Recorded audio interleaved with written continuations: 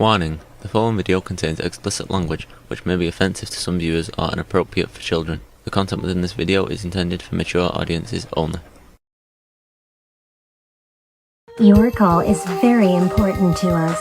Please stay on the line and your call will be answered in the order in which it was received. You are caller number 1673. Are you ready?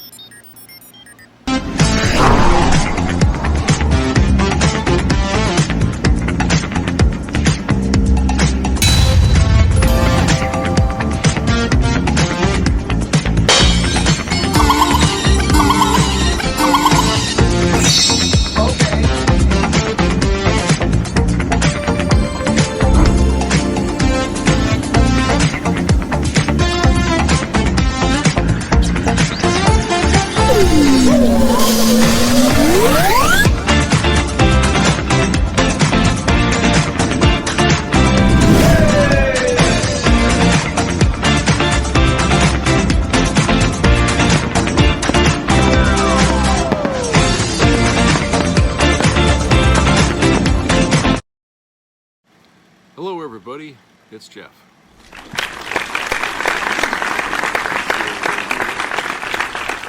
Beautiful day here in Maine today.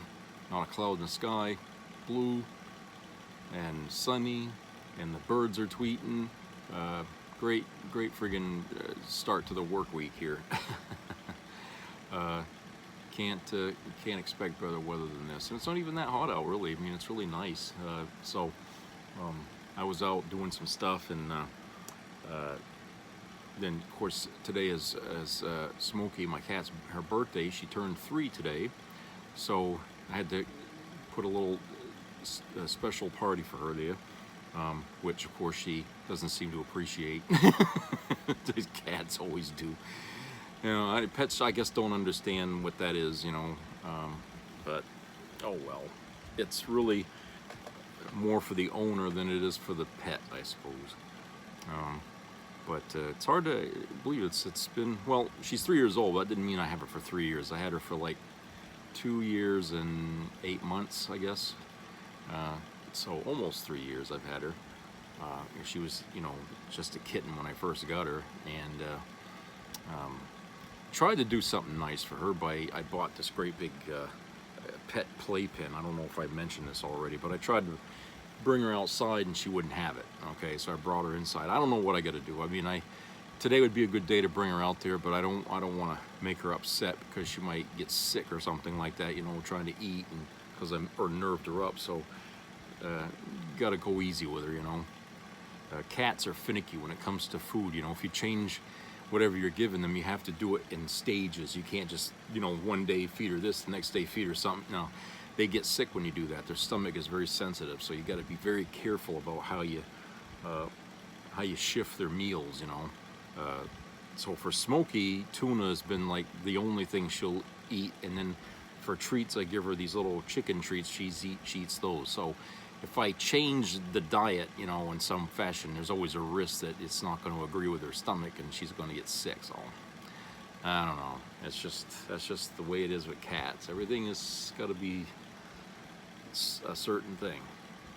Well, I'm sure most of you by now have already heard repeatedly about what the Supreme Court did today. For those of us who've been following politics here all along, it doesn't surprise any of us that the Trump selected court is moved to make things easier. Excuse me. To make things easier for him. I mean, that's what they've been kind of doing all along, them and Eileen Cannon, right? Running interference. Because they want to see him make it to November for the election. Basically, they're trying to say, you know, we're just going to throw it into the laps of the American public to decide his fate. We're not going to do it, even though they have every right to, okay, under our laws. But no, because so many of them are Trump supporters, they don't want that responsibility because they fear reprisal, you know, from Trump. And so, in effect, we're kind of living under sort of a dictatorship in a way, kind of like just before Hitler unseated Hindenburg, from power. I mean, it's kind of like that, But yeah, we are in the process of seeing our democracy fade. And today is just another further erosion of that. So I'm going to read this article here from NBC News on this crazy ruling here. Written by Lawrence Hurley.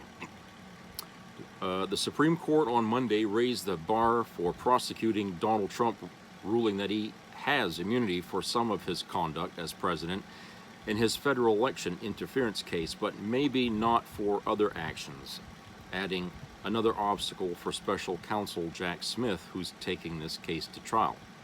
In a novel and potentially consequential case on the limits of presidential power, the justices voted 6-3, right along ideological lines, to reject Trump's broad claim of immunity, meaning the charges related to his attempts to overturn the 2020 election results will not be dismissed, but said some actions closely related to his core duties as president are off limits to prosecutors. Quote, big win for our Constitution and democracy, proud to be an American, unquote, Trump said in a post in all capital letters on his social media website, Truth Social. Funny, because he's been bitching about America is the worst country ever, and he's been saying all the negative things about America, but now all of a sudden, because something goes his way, I'm proud to be an American. He can't even be consistent about whether he loves or hates this country. Trump's Republican allies welcomed the ruling, while Democrats roundly condemned it, with Senate Majority Leader Chuck Schumer saying, quote, it enables the former president to weaken our democracy by breaking the law, unquote. Chief Justice John Roberts, writing for the majority, said further proceedings are needed in lower courts to determine what conduct Trump can be prosecuted for. Among the conduct that the court determined to be core presidential powers and therefore subject to immunity are Trump's contacts with Justice Department officials. Trump is also, quote, presumably immune, unquote, from being prosecuted for his contacts with Vice President Mike Pence in the weeks leading up to the January 6th attack on the Capitol by his supporters, Roberts wrote. The indictment alleged that Trump sought to pressure the Justice Department to investigate unfounded claims of widespread election fraud as part of a plan to keep him in power despite President Joe Biden's election victory. Trump also wanted Pence to refuse to certify the election results as part of his ceremonial role at the joint session of Congress on January the 6th. Quote, the president is not above the law, unquote, Roberts wrote, quote, but Congress may not criminalize the president's conduct in carrying out the responsibilities of the executive branch under the Constitution, unquote. What that means for the case going forward remains to be seen. Trump's lawyer conceded in the oral argument in April that at least some of the allegations in the indictment concerned private conduct that would not be protected by the immunity defense. Likewise, the Justice Department lawyer arguing the case for the special counsel said the prosecution could go ahead even if some official acts were protected. Smith's office declined to comment Monday on the Supreme Court's ruling. At a minimum, there will be further proceedings before U.S. District Judge Tanya Chutkan to determine what, if any, of the other conduct alleged in the indictment is protected. Among the acts she will review to determine if they are subject to immunity are Trump's contacts with people outside of the federal government, including state election officials such as Georgia's Secretary of State Brad Raffensperger, whom Trump pressured to reject results showing Biden victories. Prosecutors will also have a chance to rebut the suggestion that Trump's contacts with Pence are protected. That determination would hinge on whether prosecuting Trump for those actions would, quote, pose any dangers of intrusion on the authority and functions of the executive branch, unquote, Roberts wrote. In addressing the contacts with state election officials, Roberts wrote that the president has, quote, broad power to speak on matters of public concern, unquote, including the conduct of elections. On the other hand, the president, quote, plays no role, unquote, in the certifying of elections by states, he added. Schutkin needs to conduct a, quote, close analysis, unquote, of the indictment to determine if Trump's actions are protected, Roberts said. In another blow to Smith, the court ruled that none of the conduct for which Trump is immune can be admitted as evidence at trial in any form. The court's three liberal justices strenuously dissented, with Justice Sotomayor writing that the ruling, quote, makes a mockery of the principal foundation to our Constitution and system of government that says no man is above the law, unquote. The Constitution, she added, quote, does not shield a former president from answering for criminal and treasonous acts, unquote. She warned that the ruling could have broad ramifications by protecting presidents for a wide range of actions. Quote, let the president violate the law, let him exploit the trappings of office for personal gain, let him use his official power for evil ends, because if he knew that he may one day face liability for breaking the law, he might not be as bold and fearless as we would like him to be. That is the majority's message today, unquote.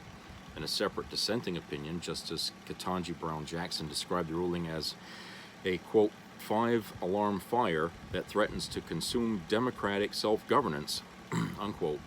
Even if the new proceedings do not take much time, there is little chance for the trial to conclude before Election Day. It had previously been suggested that a trial would not start until at least 3 months after the Supreme Court ruling, which would mean it would potentially not start until early October at the earliest. The trial itself could last up to 12 weeks. The case put the national spotlight on the court, which has a 6-3 conservative majority that includes 3 justices Trump appointed. The court handed Trump an election year boost when it ruled in March that Colorado could not kick him off the ballot. The justices were also criticized for their delay in taking up Trump's appeal, which some view in itself as a victory for him, as it meant the trial could not take place in March as originally planned. Legally speaking, the case was unprecedented, as no president has ever been prosecuted after leaving office. That's because no president ever committed the amount of crimes that he had. Therefore, the court was wrestling with a legal question that had never come before it, whether a president has some form of immunity for his core duties derived from the constitutional principle of separation of powers, which delineates the power of the presidency in relation to other branches of government. The legal argument focused on Trump's official acts, with both sides agreeing that a former president does not have immunity for personal conduct. The Supreme Court intervened after a federal appeals court had ruled on February the 6th that Trump was not immune from prosecution, saying that once he left office, he became, quote, citizen Trump, unquote, and should be treated like any other criminal defendant. The Justice Department has long maintained that a sitting president cannot be prosecuted. The appeals court did not analyze which, if any, of the conduct in the indictment could be viewed as an official act, a fact that appeared to irk some of the justices during oral arguments. Trump's lawyers pointed to a 1982 Supreme Court ruling that endorsed presidential immunity from civil lawsuits when the underlying conduct concerns actions within the, quote, outer perimeter, unquote, of the president's official responsibilities. Smith's team argued that there is no broad immunity that prevents former presidents from being prosecuted for criminal acts committed in office. The federal indictment returned by a grand jury in Washington in August consisted of 4 counts: conspiracy to defraud the United States, conspiracy to obstruct an official proceeding, obstruction of an attempt to obstruct an official proceeding, and conspiracy against rights, specifically the right to vote. In another January 6 related case, the court on Friday narrowed the scope of law penalizing the obstruction of an official proceeding. Trump also faces that charge, but legal experts say the Friday ruling may not affect his case. Trump, the indictment said, conspired to, quote, overturn the legitimate results of the 2020 presidential election by using knowingly false claims of election fraud to obstruct the government function by which those results are collected, counted, and certified, unquote. The indictment focuses on Trump's involvement in a scheme to submit fake election certificates to Congress in the hope that they would nullify President Biden's victory. The chain of events culminated in the riot at the U.S. Capitol January 6. Trump, who pled not guilty, says he was simply expressing his concerns, which were not based on any evidence that the election was marred by widespread fraud. The case is one of 4 criminal prosecutions Trump is currently battling. Yeah, okay, so what's being said right now amongst Democrat circles is what they're trying to say in simpler language is that the Supreme Court is sort of saying the president can be king, okay? And even though they say that he can't be, he's immune only to certain things and not others, the question begs to be asked, well then who gets to decide what's an official act or what's an unofficial act? You see, we know right now with Donald Trump and his pack of lawyers that he's got, you know, any president who is going to be charged for unofficial acts will have those what they claim unofficial acts challenged by lawyers, saying, well, it's not unofficial; these were official acts. So then there would have to be a hearing, I guess, basically, on if you charge a president for things. What are those things listed? Which is going to be official? Which is going to be unofficial? Now, you and I fucking know that lawyers that are defending the president are going to push like all merry hell to make sure that the unofficial acts are turned and called official, just so they can be given immunity on those charges, right? I mean, I know it sounds like we're splitting hairs here, but that's exactly what the Supreme Court's done. In other words, they put up for grabs. They just threw it up into the air. We're not going to decide what's official or unofficial. You know, we'll leave it up to the lawyers to, you know, and then eventually it's going to lead right back to the Supreme Court, right? They're going to end up having to decide what's official, what's unofficial. Well, if they're going to debate what a crime is for the White House, then where the hell are we as far as justice goes? And we can't even decide what the fuck. I mean, if a president pulls out a gun while he's president and shoots somebody, is that going to be considered an official act or an unofficial act? If a man or a woman is president and they decide to have somebody assassinated on their orders, will that be considered an official act or an unofficial act? You see what I'm getting at? Who's going to decide at the end of the day who that is? Well, of course, the person defending the president's going to argue that it's an official act, and the prosecution, it's an unofficial. Then they're going to have to go and debate this. You know, it's like saying, geez, should I put my hand on the stove after if it's hot to say whether I did a smart thing or not? You know, I mean, are we really going to take it to this level here where we're going to argue the semantics or the fucking you know, how you want to label something? I mean, it would take forever for anyone who was president to be charged for a crime if they're going to go down the list and decide which is unofficial, which is official, you know, what parts can we charge out of that, you know? I mean, we're going to be like, it's like fractions. It's like fractioning ourselves to all living hell. Splitting that fucking hair to the point of you can't even see it. Okay, so at the end of the day, the president could still find a way to wiggle out of an unofficial act simply because no one can agree on what an official act or an unofficial act is as president. Okay, now common sense will show you that what happened on January 6th was was a fucking crime. Okay, there was no government ever would sanction something like that, whether it's a dictatorship or whatnot. Okay, they would never sanction that. And Donald Trump on video, I mean, geez, talk about evidence. The smoking guns were everywhere on this thing. Him telling everybody to stand back and stand by and encouraging people to storm the Capitol, and then him not being around to stop it when it was going on for 3-4 fucking hours. Okay, oh yeah, that was an official act. That whole thing was all an official act because he was still president at the time. Okay, or whatever you want to say, you know, whatever reason or excuse. No, that was all official. Okay. I mean, this is exactly where Trump's lawyers are taking us right now in order to give him the opportunity to try to win back the White House. So that way, when he gets in the office, okay, his day one isn't going to be a dictator so much as day one's going to be him pardoning himself of all his past doings. And therefore, the whole question and debate is going to be just like a fart in the wind. It'll just disappear. There won't be any more things said about it because it's untouchable. He'll just pardon himself, and then all the crimes will just be gone. We'll have the first president in history that was worse than Nixon. We'll be looking back on the Nixon years with envy, saying how simple it was then to try to, do anything. I imagine a lot of people already are saying that.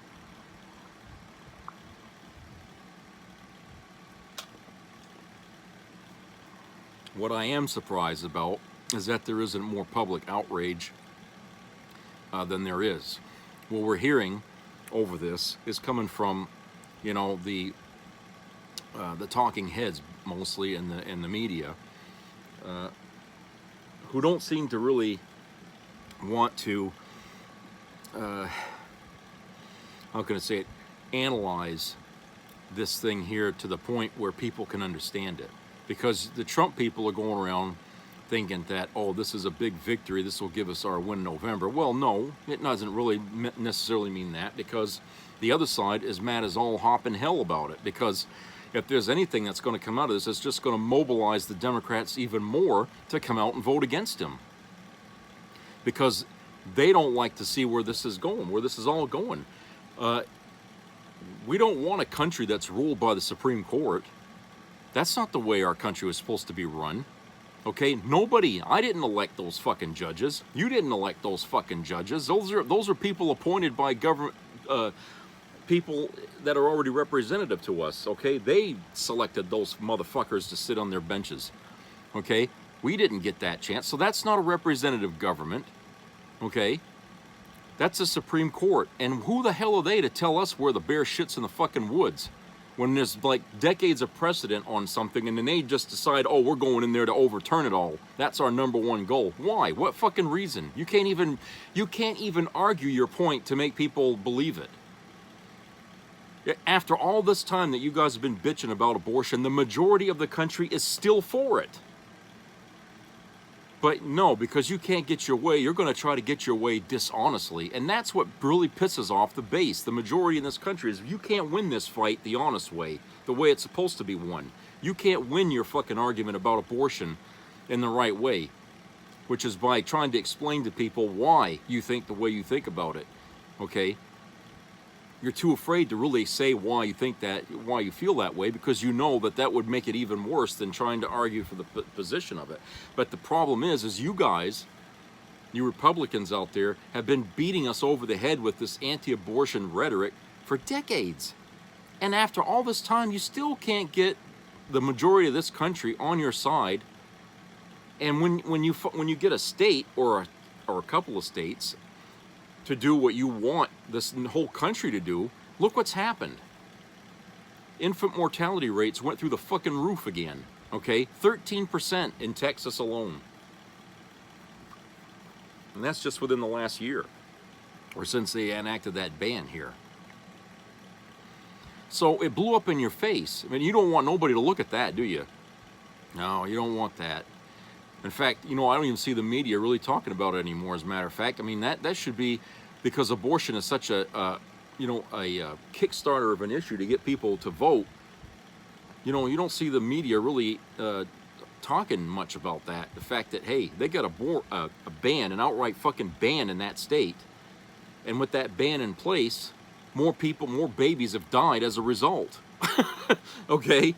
And this ban was put there because ostensibly they say it was supposed to prevent more deaths from happening, and yet it did exactly the opposite. But you don't see the media really talking much about that, okay? And that was a big topic, that people wanted to hear in the debate last week, okay? So, hey, look, I mean, like I said, you guys can't sell it. You can't fucking sell it because you've argued that point every which way you can, and you still aren't getting the votes you need to support it. Now, you might be getting those in your red districts, or in your red states, but on the national level, you fail there, okay? Because there's always more blue voters than there are red, okay? It's just that, you know, blue voters live in certain states and the red voters live in their states, okay? And it's been like that ever since. But the fact is that, you know, on a national level, it's much more diverse than in your local level, okay?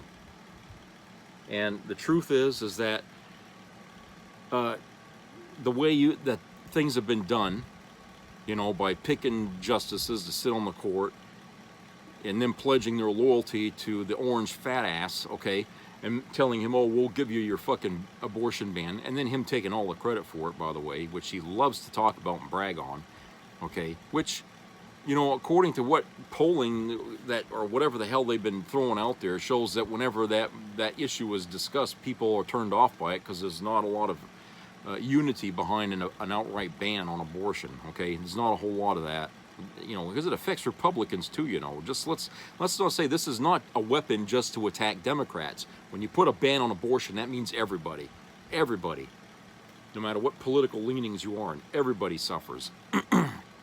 Let's go to commercial break.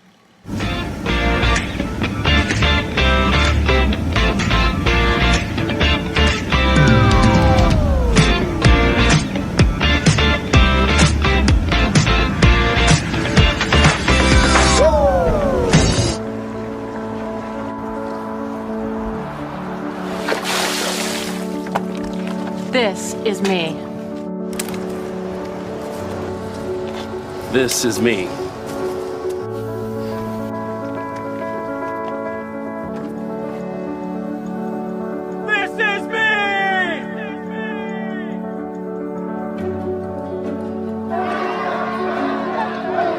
This is me. I'm Alex Curtis. I'm a lobsterman in Maine, and this is me. I'm Ruth McLaughlin, and this is me. I'm Eric Hopkins. I'm an artist, and this is me. This is me. Me. This is me. This is me. This is me. At the end of the journey, the main thing is you. Original. Of Republicans, more all the time, are feeling the pressure to vote for the party, to toe the line, to pull the lever the way you always did before. Maybe the way your parents did too. It used to make sense. It used to be easy, because it used to be the party that said character mattered. The party that was for the family. The party that believed in the vision of the founders. The party of law and order. The party of rugged individualism. The party that would never vote for a criminal. But with or without the verdict, we all knew that's exactly what Donald Trump is, a criminal. When did conservative values become about one man? When did faith go from looking upward to looking the other way? Donald Trump doesn't represent the party of Lincoln. He's not the inheritor of Reagan's legacy. Donald Trump is a virus that has torn our party to shreds. It's time to save the Republican Party by voting against it. Unemployment is 98% under Joe Biden. Best debate prep since Lincoln. And a loaf of gasoline is $84 a pound. What about schools, sir? Let them eat bootstraps, okay? Because schools want to do the guillotine. And that's why they scheduled the Shark Week during my campaign. It's election interference. And they say, oh, the sharks. They don't know what they're biting. They're confused. Oh, I'm a hammerhead. I'm so confused. And everyone looks like a nail. Off with their head. And what, you think Sharknado happens in a vacuum? Give me a break. You're in the zone, master. I did the cognitive. Elephant boom. You know Doc Randy Johnson, and I call him Candyman because he reminds me of Gene Wilder. The great Norman Bates, okay, he knew a lot about water pressure, believe it or not. He said to me, sir, you have to be the most indistinctable. So it's so important to elect someone who has had a mother. Otherwise, you're going to have World War III, and some people are starting to think maybe also 4. Isn't that right, worm food? The Titanic was an inside job. On second thought, Stephen, I may need to bail on this thing.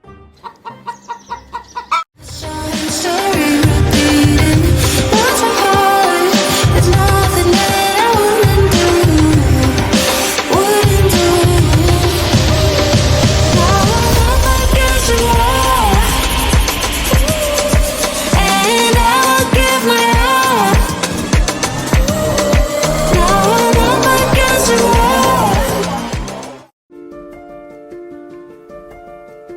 And the Biden administration has been more successfully economically interventionist than the New Deal. Close, once again, to the Fed's 2% inflation target. These markets that just are running at an incredible pace. Climate investments, healthcare reforms, corporate tax reform, insulin price caps, prescription drug reform, and Affordable Care Act subsidies. Groundbreaking chips and science law that's going to ensure that technologies and jobs of the future are made here in America. More than 1 million veterans and survivors are currently receiving PACT Act benefits. In America, we leave no veteran behind. From the American Rescue Plan that helped create nearly 10 million new jobs.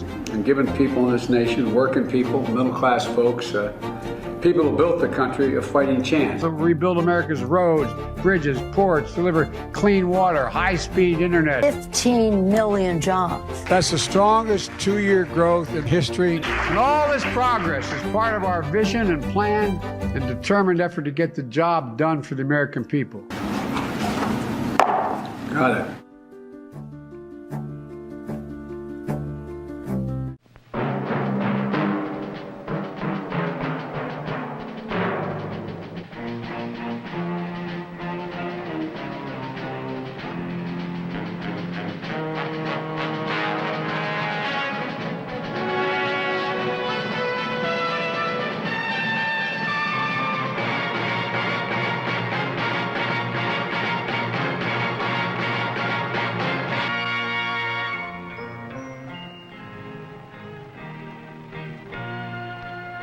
Some people have a deep, abiding respect for the natural beauty that was once this country.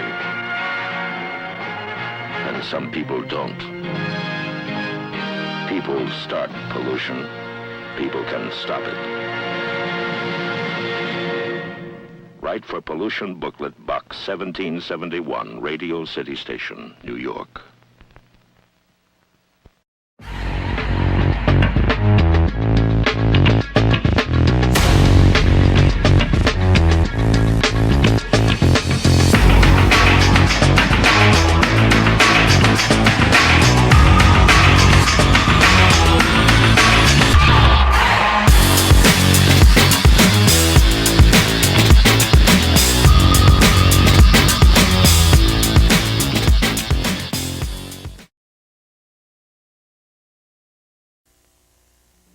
Be a part of the entertainment value of a lifetime.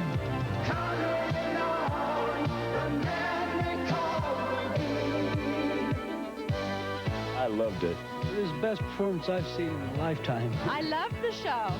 I liked it very much. He's a very entertaining man. It's well worth the money. Now appearing in Charlottetown, coming to Halifax November 6th to the 18th, and St. John November 20th through the 26th.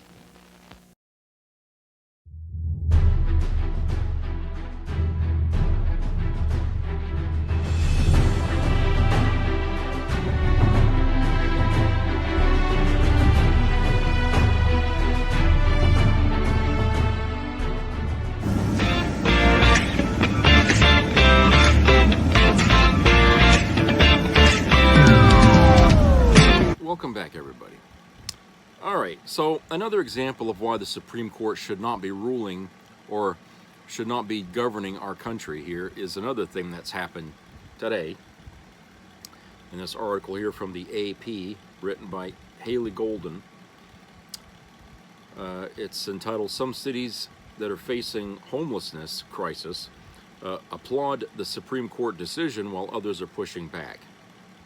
A decision by the SCOTUS allowing cities to enforce bans on sleeping outside in public spaces will allow San Francisco to begin clearing homeless encampments that have plagued the city, the mayor said on Friday as she applauded the ruling. The case is the most significant on the issue to come before the High Court in decades and comes as cities across the country have wrestled with the politically complicated issue of how to deal with a rising number of people without a permanent place to live and public frustration over related health and safety issues. Quote, "We will continue to lead with services, but we also can't continue to allow people to do what they want on the streets of San Francisco, especially when we have a place for them to go," unquote. He said, San Francisco Mayor London N. Breed, a Democrat, said in the wake of the 6-3 ruling. Breed said she will review the ruling with the city attorney's office before implementing any new policies, and the city will provide training to those clearing camps. But the ruling was not welcomed everywhere, and some cities, such as Seattle, said their approach to encampments will not change. A spokesperson for the Portland, Oregon mayor's office said it was prevented by a state law from making major changes based on the court decision. Cody Bowman, a spokesperson for Portland Mayor Ted Wheeler, a Democrat who has seen his 2 terms buffeted by discontent over the city's homeless crisis, said they hoped the decision would push the state legislature to take up the issue and, quote, see this opportunity to consider the tools cities truly need to manage public camping, provide sufficient shelter, and keep our streets safe and clean. Boise, Idaho's mayor, a Democrat, likewise said the city would not change its approach to those sleeping in public spaces, which includes case management and supportive housing. Quote, in Boise, we take care of people. Criminalizing homelessness has never and will never solve the problems associated with homelessness, unquote, said Mayor Lauren McLean. Quote, we must address the root cause with proven strategies like permanent supportive housing that empower our residents to stay housed and thrive in their community, unquote. California Governor Gavin Newsom, who was scheduled to sign a state budget in the coming days that includes another $250 million in grants for local governments to clear homeless encampments, said the ruling gives state and local officials, quote, the definitive authority, unquote, to enforce policies that clear unwanted encampments.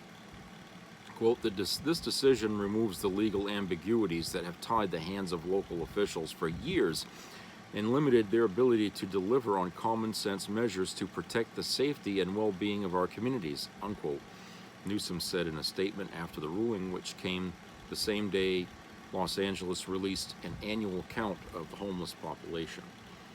Sarah Rankin, a professor of law at Seattle University, who directed its homeless rights advocacy project, said the decision will likely result in a type of free-for-all for cities banning people from sleeping on the streets. But, she said, state constitutional provisions and other federal constitutional provisions could then be invoked.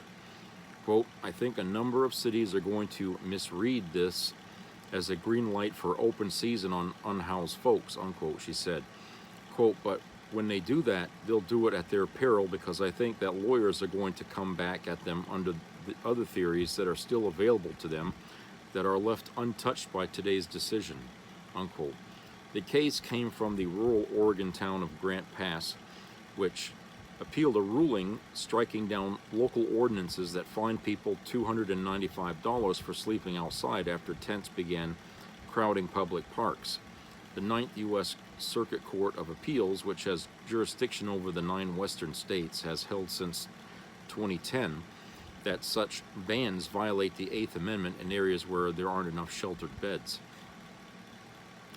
Jesse Rabinowitz, the communications and campaign director at the National Homeless Law Center, said he worries this decision will empower cities to focus even more on arresting people sleeping outside rather than focusing on proven solutions.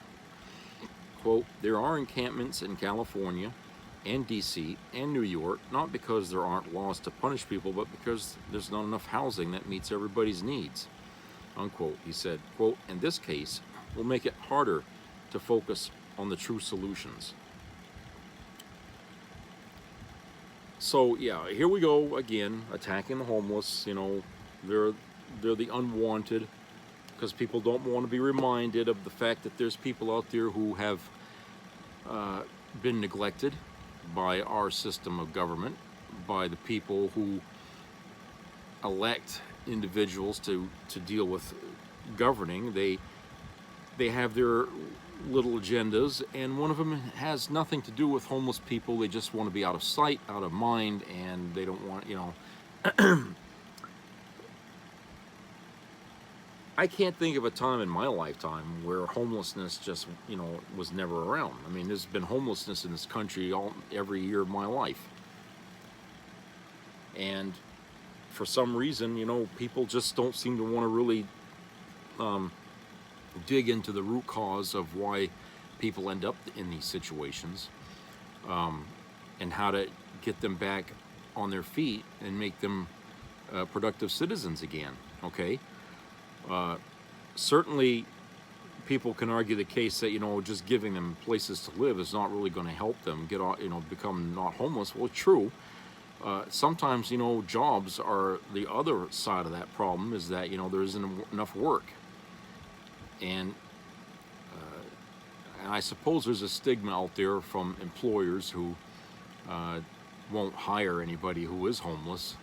I don't know. I mean, it could be a possibility. I mean, they're prejudiced about a lot of different things, you know, people. And you know, some of them might have backgrounds that might be questionable or criminal even.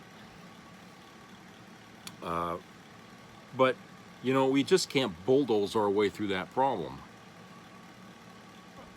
and expecting that it's going to go away, because whatever situation happened that made these people homeless will still happen again to somebody else.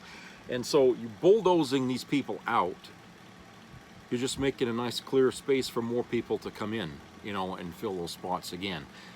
You know, you're just, it's whack-a-mole is what it is, the way way that people are thinking about it. You're not getting rid of the problem because you're not addressing what caused it. Okay, and homeless people, a lot of them can be, you know, they're homeless because they can't work. They might be veterans even who can't find a place to live. They might have some kind of problem. And there should be some interest taken in taking these homeless people one at a time and figuring out, you know, what they can do to help them out. You know, what are they going to do? And then, of course, we should build more shelters, that's for sure. A lot of these cities ought to really, because, you know, hey, the bigger the population, the bigger the homeless population, right? So they need to really sit down and figure out how many homeless people do we have, and then how many shelters do we have to accommodate them if they need to, you know, if you want to give them a place to sleep, then you need to make shelters. That's the quick solution to getting them off the streets, if that irritates you so much. If you want to get them off the streets, fine. Build more shelters so they won't have to sleep on the street. Okay, give them a place where they can live. Okay, once you get them into these shelters, get some people to help them out, to help them find a job, to get going so they can find a place to live, a rent or something, a cheap rent, anywhere, just to get going. I mean, it's sort of like, you know, when your kid grows up, turns 18, okay, I mean, basically we're all born into poverty. I mean, because we don't own nothing. I mean, we're all homeless, right? If our parents weren't raising us, we'd have no place to live. So we're all born homeless, and so we raised and taught how to stand on our own 2 feet. Well, that's basically what you have to do again with people who are homeless, is you gotta get them into a place first, okay, like a home, like when we was all born into a home, okay, get them back into step one, okay, while they're in there, work with them, get them into a job or something like that. That's step 2, okay. Step 3, help them establish a place of their own, get them into a place like that, and an income, so they can feed themselves and stuff like that. Step 3, okay, that's step 3, and that's what you do. I mean, it's simple in my explanation of it, but it's difficult because we're not talking about children, though, are we? We're talking about grown adults who are homeless, and we expect that they should be able to get on their own feet and get it. That's because we haven't been in that situation, most of us. Okay, we don't know how hard it is to get out from that fucking trap. All right, especially when you got as much, you know, bigotry or whatever against people that are homeless. Okay, you don't get that when you're a kid that's growing up, going to school and stuff, because, well, at least the kid's going to school, he's learning, you know, he's okay. But these adults that are homeless, you know, they look like vagabonds. You know, some of them look shady. You know, criminals. You know, people start making judgments about them right off the bat. Okay, why is he homeless? He can't do anything. He's no good. He's unfit. You know, get rid of him. We have that attitude in this country of just eliminating things we don't like. You know, We don't want to waste time to understand the problem. We just want to eradicate it, you know. And that's been the issue with homelessness in this country. That's been the way we've dealt with it, or at least that's the way we've thought about it over the years, is that it's a problem we don't want to give 2 cents of thought to. We just want to eradicate it. Round these people up into buses, throw them into encampments or someplace outside of the city where they can't harm anybody, and keep them in there. You know, basically make concentration camps and put these people in there, you know. And I wouldn't be surprised if someday that's what some asshole governor or mayor or somebody will do. They'll buy some property, throw up some fucking buildings in there.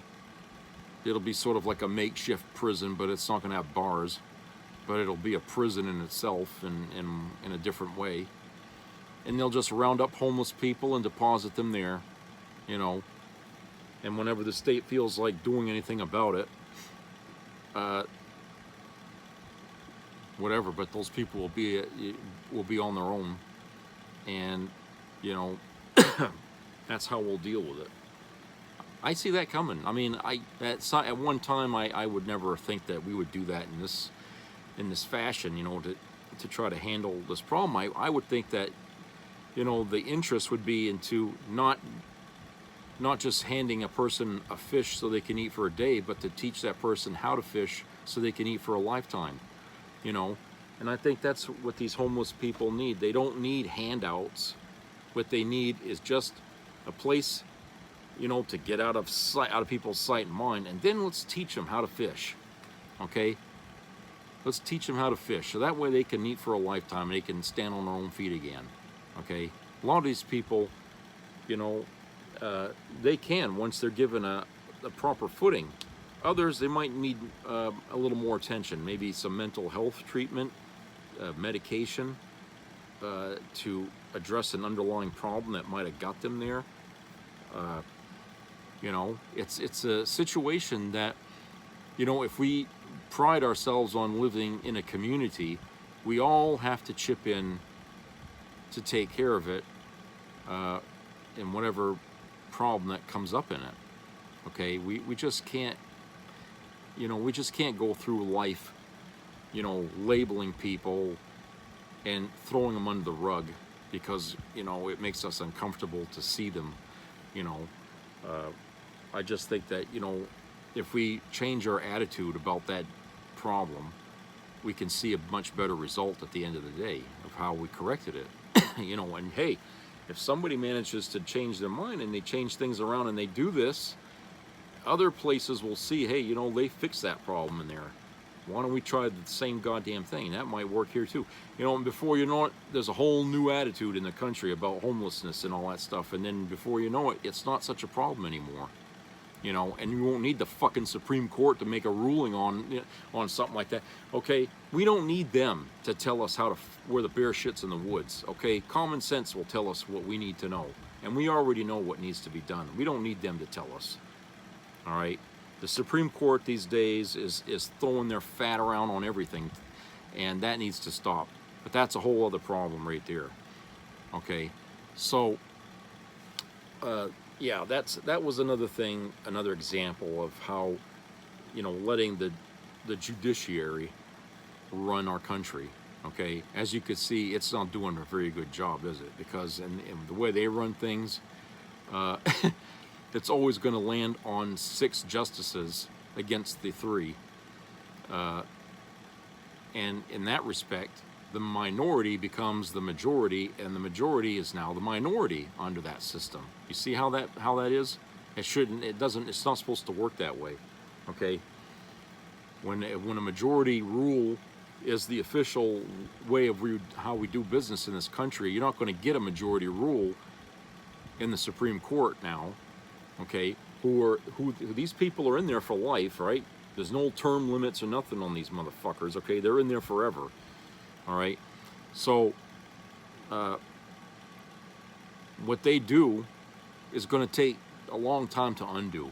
It's going to take a whole other court to go in there and fix all that shit. Okay? And we don't need courts rehashing old cases decade after decade after fucking decade. Okay, when there's a ruling that was made, that's been precedent for 40 years, that ought to be a ruling set in fucking stone. Jesus. I mean, you know, it's a Johnny come lately when it's somebody years later feeling, oh, well, I can undo it, you know. You know, when the minority's told no, accept it. If you can't argue your point and keep and win a majority support, then your point has no fucking merit. Period. You lose. Okay? There's always going to be a loser in every debate, in every game, in every sport. There's always going to be a loser. You just cut your losses and move on to the next thing. All right? But you see, MAGA is spoiled rotten. They feel entitled to have everything they want their way overnight, no questions asked. Okay? So, you know, right now they feel like they're really are champions right now, but they ain't looking at the long picture here. Because what the Supreme Court said here today, you know, about the immunity thing, applies even to Joe Biden now. Joe Biden now, they gave him a little more latitude. If he wins presidency again, you know, what's official and what's unofficial? If you thought that Joe Biden cheated your president out of a victory, or cheated Trump out of a victory, you just gave him more power to do that next time, if he wants to. You know, this is a sword that cuts both ways here, this ruling. So, you know, I wouldn't be so hooray, hooray, you know, thrilled over what happened today, you know, as far as the MAGA's concerned. That might help their candidate, but it's not going to help their candidate if he loses the election. It's going to, the benefits of what happened today will transfer over to Joe Biden if he wins. Okay? That'll go on him. And how's the Supreme Court going to turn around and backpedal their way out of what they just said today if they you know, because they're Trump supporters, if all of a sudden they just, oh, well, Jesus, so we shouldn't have said that. Too late. You did. You set the fucking bar. So now the next guy we get president will have more leniency. If he wants to kill his opponents, hey, it's an official act. Try to argue against it. Okay? You Supreme Court justices want to make everything murky and blurred. You know, you want to blur the lines of ethics, okay, because you don't have any of your own to answer to. You want to blur those lines, fine, blur them. But the sword cuts both ways. You know, be careful about what you do because, hey, it can blow back on you big time. And everyone's going to look back on this point in history about the Supreme Court and say, no wonder they had to change it. It was flawed from the beginning. You know, these people had no ethical code to follow. They took bribes. They broke the rules of ethics, even though there weren't any rules. They broke ethical and standards that other judges in this country have to live by. They didn't live by them. So they were corrupted right from the get-go. Why did they depend so much on the Supreme Court to give them any guidance at all on how to follow the rules of the Constitution? You know, why did they do that? It was so stupid of them to allow that to go on for so long. How many mistakes could have been avoided in the past if our justices had a moral code they had to follow, or they'd lose their seat on, you know what I'm saying? How, you know, who knows? Would have to go through all the pages in history and see where they went wrong, where things happened where that shouldn't have happened. You know, especially in these days, right now, where the MAGAs are depending so much on SCOTUS to give them what they want, because they can't depend on the Congress, because the assholes in the Congress can't get a damn thing right and do anything. Can't depend on the Senate, and they damn sure can't depend on Joe Biden. So all they got left is the Supreme Court. So they've been using that as a bludgeon to the rest of us here since Biden's been president. So that's what I'm saying. A lot to be learned from history, future history anyway. When we look back on this period, there'll be a lot of 2020 hindsight people who are gonna say, "Geez, we knew this was gonna happen, but we couldn't change course until it was too late." You know. This is really a point. Everybody likes to say, you know, oh, there's a lot of great moments in history. You know, this is a great moment in history too. Great, good, great, or great, bad, great. You know what I'm saying? It's going to be a moment in history, because it hasn't been, the future hasn't been written yet. That's still to come. But it's going to, if for good or bad, whatever happens, people are going to trace their trace things that happen in the future all the way back to this point in history, to 2024, to the November election, and how it all got either messed up or got corrected on that day. I want to be part of that point where I can say I did my part to correct a problem before it became one.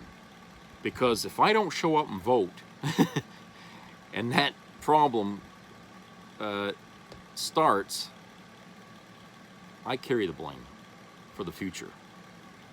Future generations will suffer because I didn't show up to vote or offer my vote to try to undo a problem before it became one. Okay? That's how important this election is. This is a pivotal point in American history. It's going to be remembered in history books for decades and, you know, centuries to come, when we talk about the United States and how, you know, when it was founded and all the way up the years and what it became. This is going to be a very memorable point in history, and I want to be a part of it, you know, to see that that my vote counted in some way, okay? And I think if anybody out there gives a shit at all about your children or your grandchildren or your great-grandchildren having an America that's worth to live in, you're going to want to be out there voting. This is not the time to come up with some, you know, sudden religious conversions, or, oh, I got a disease, or I don't feel good. No. This time, we're all soldiers. And when you're on the battlefield, you don't get to tell your guy, I can't fight today. Okay? You don't get to tell your sergeant or what, I got to stay, I can't go out and fight today. I'm too weak, or I ain't got time. No. This is crunch time. This is Civil War time. Civil War on a political scale. Okay? Not on the, you know, arms scale, but this is a civil war. And then during the Civil War, the real one, the one way back then, people fought even when they had a bullet in their fucking thigh, or they were limping around on one leg. They were still out there fighting because they believed that much in their cause. They didn't want to stay home, okay, and sit it out. This was a very important fight, just as it is today. Okay, we're not hearing gunshots, thank God. Well, not the kind of gunshots you would hear in a civil war. Okay, but we are hearing them anyway, but for different reasons. But we're not in a militia fighting in a civil war. What we are political groups fighting for the future of our country, and itself is a civil war on a political scale. Okay, I heard a lady tell me that we're living in World War III. This is an informational part of World War III. Maybe in some way she's right. Maybe this is World War III, but it's not a World War III. It's a Civil War II. Civil War II is what it is. And we're fighting this at the ballot boxes on a political scale. We got one side, which is MAGA, and the other side, which is the Democrats. Two sides could not be more equally opposite of each other. I mean, it's almost like this is destined to come to this point. Like there was another hand at work here. Okay? We're being given a choice because nobody else is going to make it for us. The Supreme Court's not going to make it for us. None of the justice system, Congress, Senate, the president, nobody's going to make this choice, okay? Because it's all being taken away from us. So the only way we're going to be able to fight this thing is at the ballot box. Voting is our only weapon we have. This is how we're going to fight this war in November, okay? Because we can't depend on the justice system to do what's right, to keep Trump from running for president and to put him in prison where he belongs, okay? We're not going to be able to get that because too many bad apples are out there spoiling it for everybody, all right? destroying the justice system from within. It goes to show you how weak it is. We're finding that out now. But the thing is that because we're being denied the use of our system to fix this problem, the outcome of what's going to happen falls on our laps now.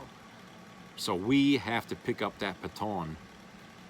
Okay, we have to pick up that baton and run to the finish line with it. It's ours to do now. The justice system can't interfere with us. Okay, the congressmen, the senators, the president, they can't stop us from voting. Okay, we're going to that voting booth and we're going to cast our fucking vote. And how the outcome of that is what's going to decide the fate of Donald Trump and his MAGA movement, and decide whether this country gets back on track or whether we just stumble further down off the cliff. It's up to us now. This ain't no ordinary election here. This is the first election in my lifetime where the nation's future is at stake. It really is at stake. We know what Trump is. We know what he's about. Okay, and the more he runs his mouth, the more sick we become hearing it. That tells you, trust your instincts. That man is a bad bag. Okay, he's not all there. He's dangerous. Avoid him like the plague, because that's what he is. He's a fucking plague. His MAGA people are all poisoned by him. Okay, so we got to save them from themselves. Basically, that's our job. Anyway, that's it for today. I hope everybody has a great rest of the week. Subscribe, comment, and share. Keep your ears open for health-related matters. And please treat each other kindly out there and enjoy the good weather when it comes, okay? And try to find things to do to take your mind off politics, for one thing. Things that, give you some pleasure. If you like crafts, and I'm a person that loves crafts, but you like crafts, do some crafts, painting, woodworking, stuff like that. Things that you could feel proud that you did. Okay, pride is a good feeling when you've done something and you've done it well. That's why a lot of kids like sports, because when they learn sports and they excel at it, they feel pride in that. And that's a good way. A lot of us grew up with not learning about that. So now's the time to try to learn that if you can. When we feel better about ourselves, we start thinking better about other people, I think. So I'll talk to you later. Take care. Bye-bye.